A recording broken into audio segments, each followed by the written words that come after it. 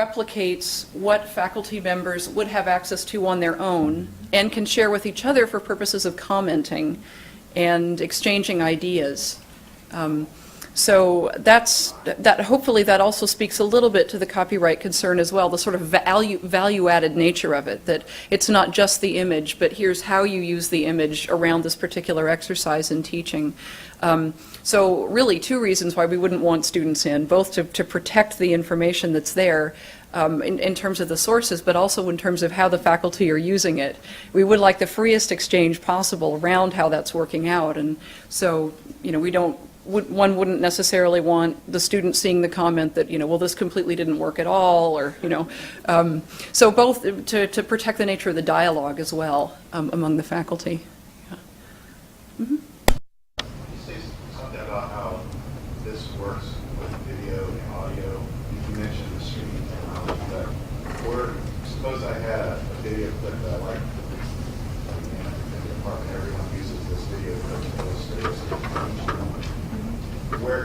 what would be the procedure for having that listed on this?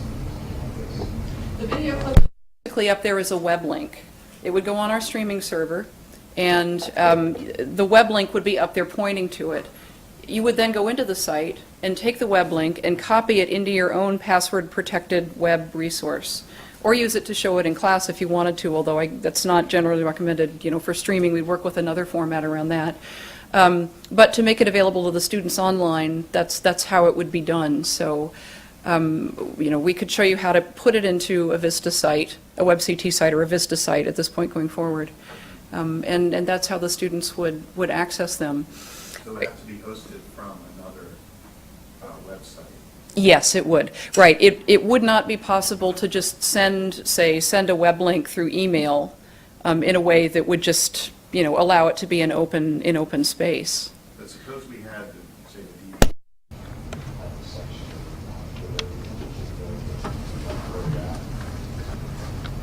Yes, we could then digitize the DVD for you and put it online so that you could link to a specific clip of it.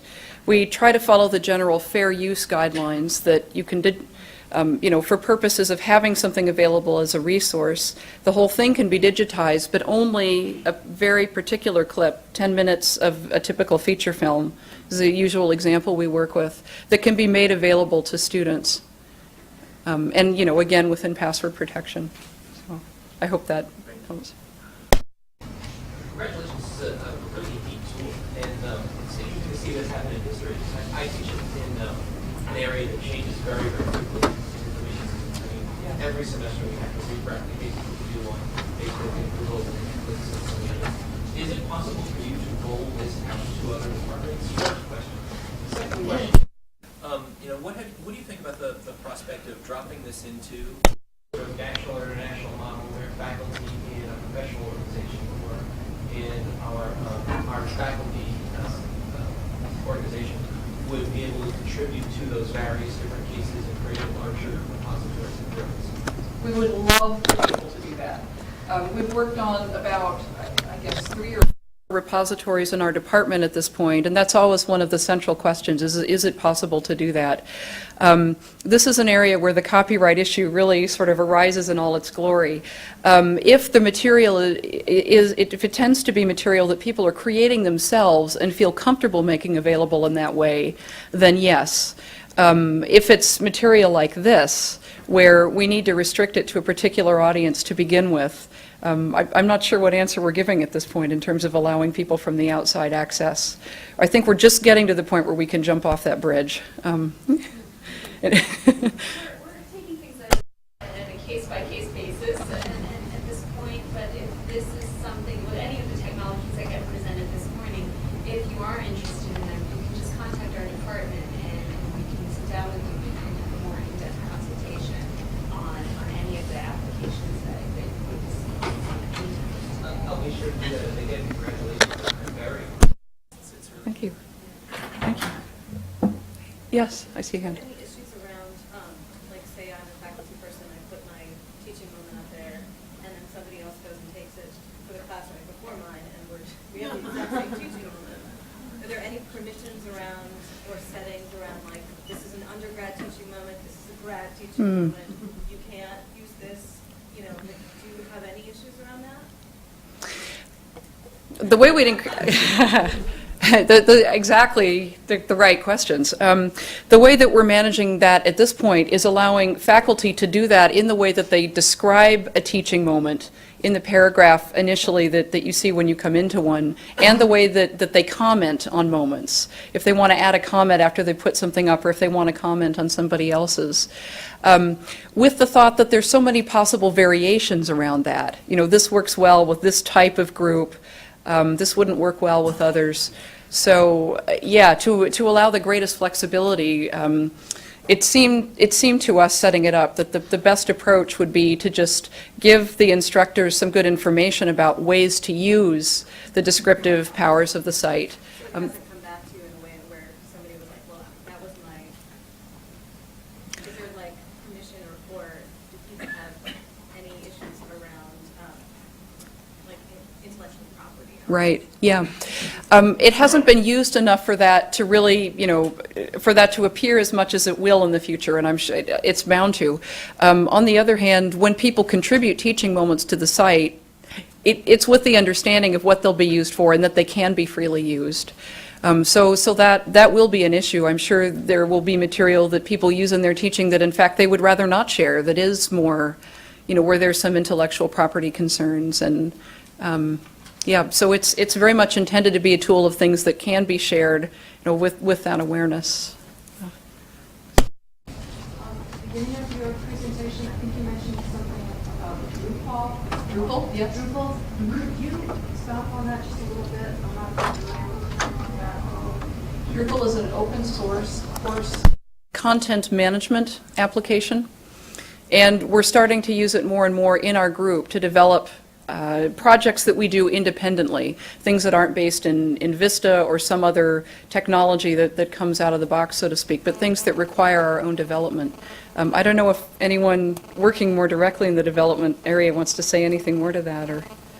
Well, we've been using this framework to develop applications for the last year, sort of just trying it on a different number of levels and having a lot of success with it.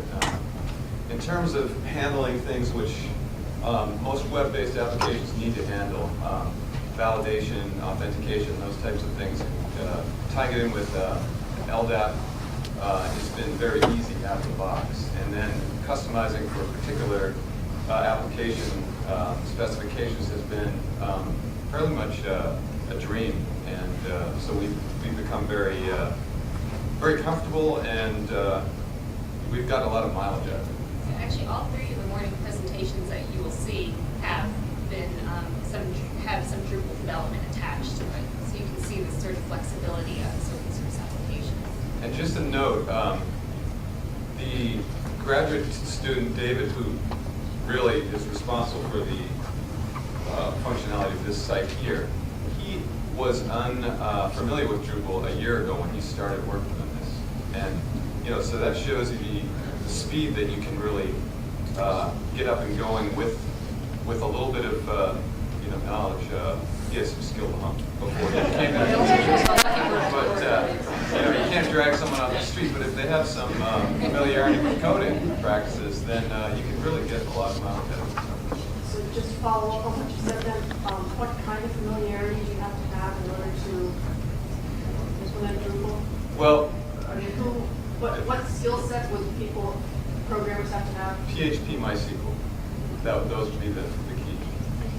But there are several levels of access, and if you had someone who was able to set up the system for you, to administrate it is a fairly less daunting task.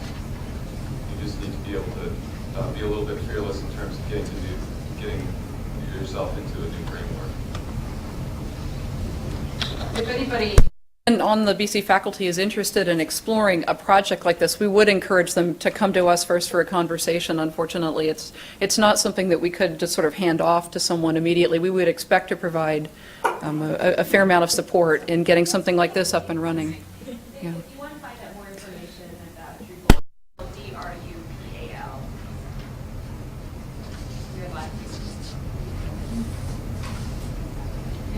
On the subject of Drupal, can you tell us roughly how much development, customization was involved in developing this site and the one of the previous presentation? Right, that's definitely one I have to hand off. Do you want to talk a little bit, David? I mean, let me just preface it by saying this is the third repository in a string of repositories. The first we approached was a slightly different menu side technology was actually Flash to build the different cascading menu tiers. We scrapped that in favor of a more direct Ajax-y JavaScript approach, and so this has basically been an evolution of repository development. This is the third in a string, and I think we're fairly comfortable at this point. David, is there anything you wanted to? As far as customization, in order to get the site and to give us the repository functionality, especially the teaching moments, that had to be customized because there was nothing out there that we found to collect the node types, images and PDFs and video and audio, to collect them into a group that would resemble what you might do in a lecture. So that content type has to be customized in order to bring everything together. Any idea how many hours have gone into this? Many? If you wanted to do something like this now for a new department, how much work would be involved, roughly? Oh, we've been working on generalizing this.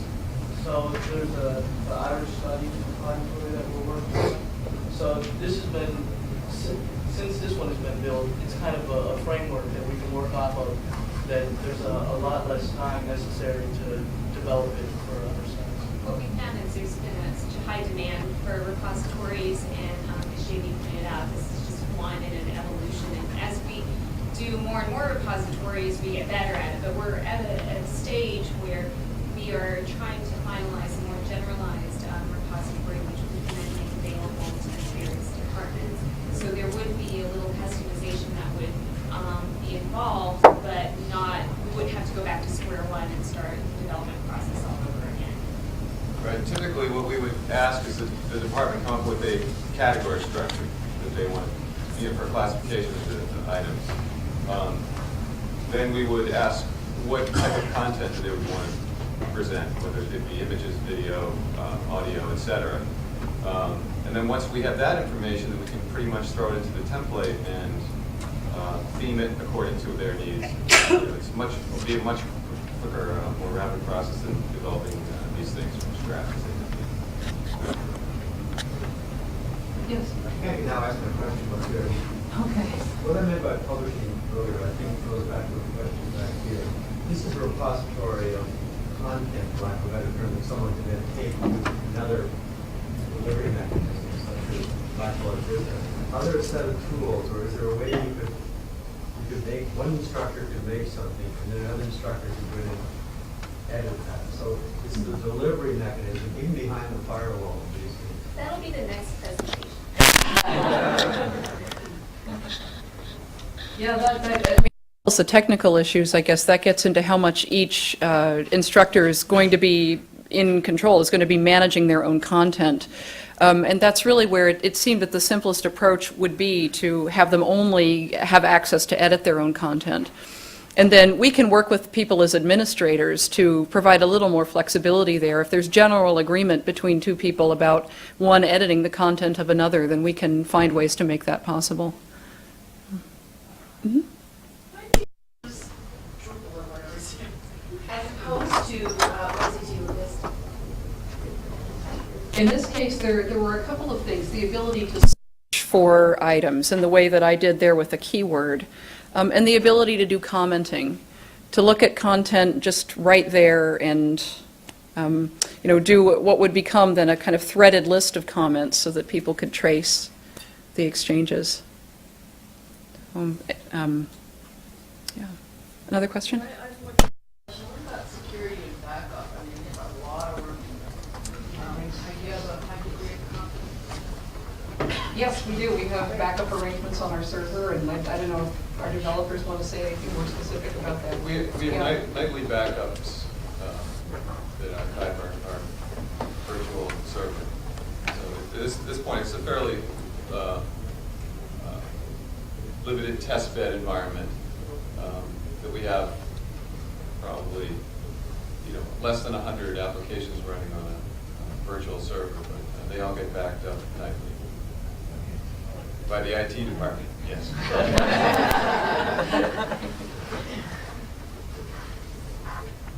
Oh, yes, Richard. The part that interests me is the difference between Blackboard Vista and this being open source.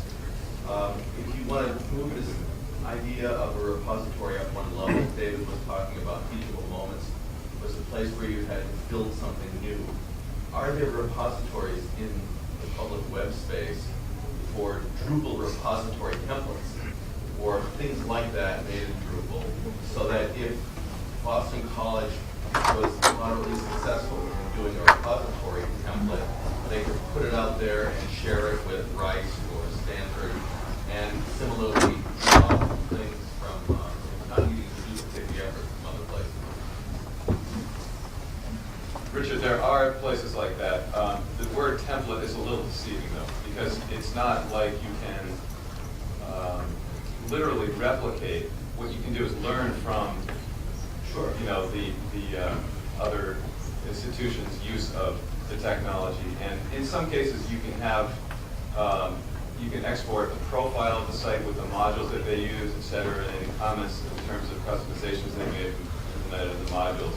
So you can get a pretty close approximation as to what they've done to achieve the results that they've got. This would allow sort of much more rapid progress rather than sort of limiting it to Blackboard Vista, their development team sort of selling it to the public. You've got this open source community of people that are interested in sharing it, and far more flexible in terms of addressing particular needs.